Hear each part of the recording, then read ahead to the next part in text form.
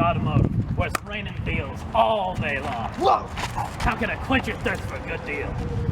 Well, I was looking for a great car, reliable and fantastic gas mileage. Reliable car? Yeah! None of my cars will be pushing up daisies.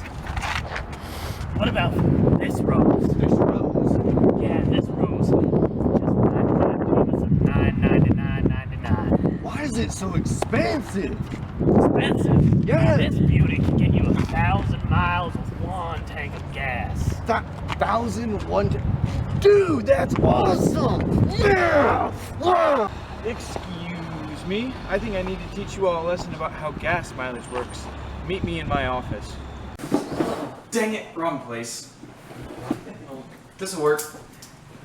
Okay, so let's start with the basics. We know that James' old model car has a spherical tank, circle for reference. And we also know that this old model car has a tank that expands and contracts with how much gas is inside of it. So, we need to use the volume equation to find out how much gas this weird car can hold. So, volume of a sphere is going to be pi r squared. Well, we're looking for the volume and we don't have the radius. So what do? That's where math and calculus comes in. So first off, we have to use a problem that relates the rates of the changing volume and the changing radius of the tank.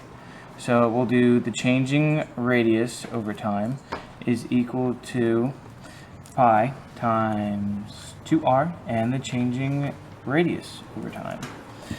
And we know, as Grody conveniently told me off screen, that the changing volume on the car is going to be 2 pi squared.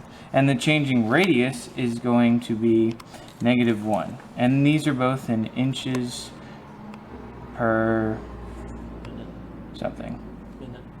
Minute. Okay, so now we have to actually do the math.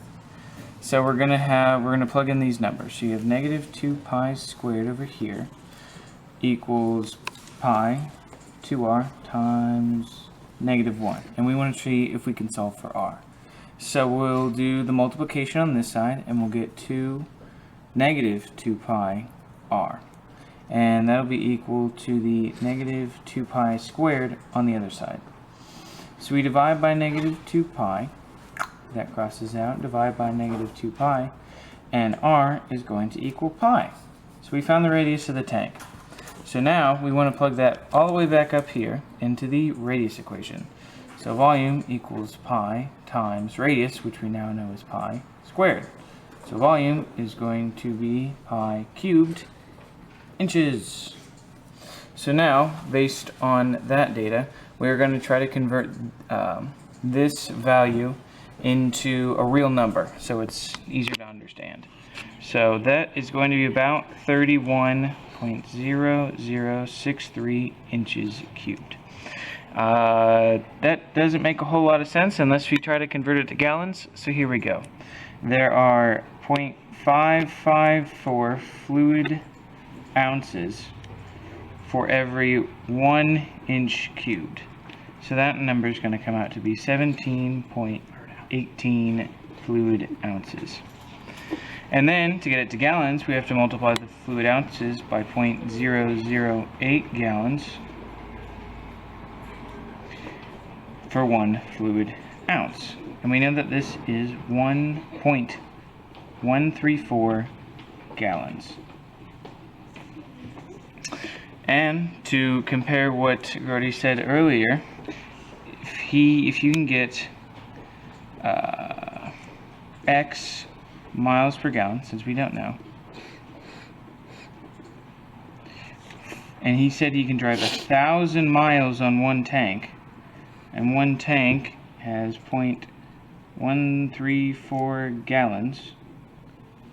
We know that the miles per gallon is going to have to be 7,462.69. And that's impossible, especially on a car that old.